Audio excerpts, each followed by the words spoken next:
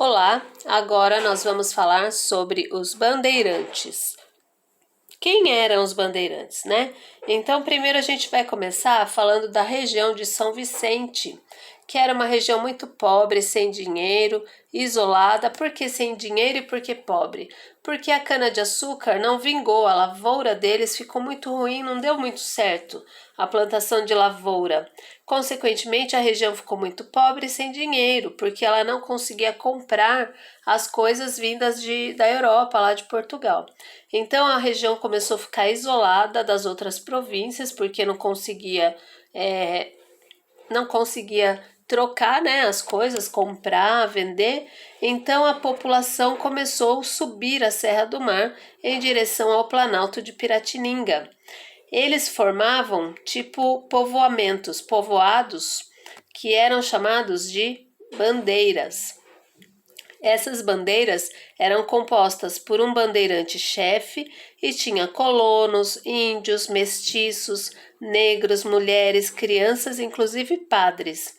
Eles levavam mandioca, milho, eles caçavam, pescavam, levavam rapadura e muito sal, porque eles usavam o sal para poder armazenar a comida, né? Guardar a comida, preservar a comida através do sal.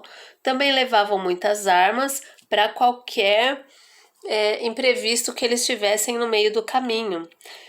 Qual era o objetivo, então, dos bandeirantes? Havia um grupo, um tipo de bandeirantes, cujo objetivo era capturar os índios. Eles capturavam os índios justamente para vender. Quais eram os índios preferidos? Eram os índios das aldeias que trabalhavam nas lavouras e eles agiam como os brancos, porque eles já haviam sido catequizados.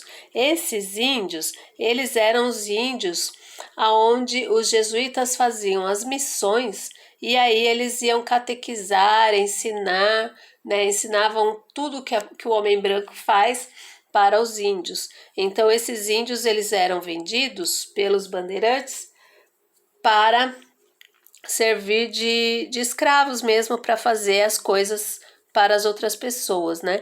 Mas quem que pegava esses índios? Somente esse tipo de bandeirantes, que eram exclusivos para capturar. Então os bandeirantes, os mais escravizadores, eram dois, o Manuel Preto e o Raposo Tavares. Só que houve uma época em que houve uma crise com uma falta de escravos. Então o que os bandeirantes fizeram? Eles começaram a buscar ouro. Houve um bandeirante que foi um dos que se destacou. Quem que era? O Fernão Dias, porque ele saiu de São Paulo e foi para Minas Gerais, em toda a região, buscando ouro. As primeiras jazidas de ouro foram encontradas entre 1690 e 1695. Um fato interessante, né, é que o Fernão Dias ele foi de São Paulo a Minas, né, e acabou fundando aquela região.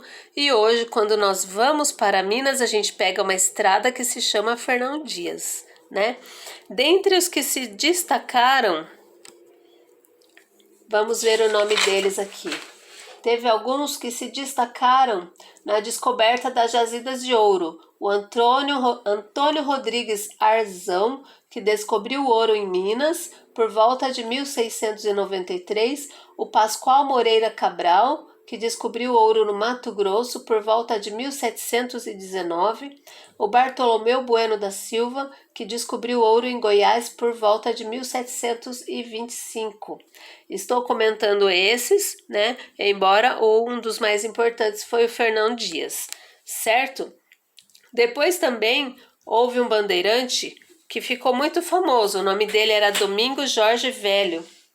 O Domingos Jorge Velho, ele foi o responsável pela destruição dos quilombos de Palmares, que era o que? Era o lugar onde os negros se refugiavam, né? Então, em 1553, os jesuítas vieram para o Brasil com o padre Anchieta, cujo objetivo era fazer as missões ou reduções, que eram catequizar os índios. E depois mais ou menos tudo junto, né? Nessa época, isso aconteceu mais ou menos tudo junto, dentro dessas missões que os bandeirantes iam lá para tentar capturar os índios.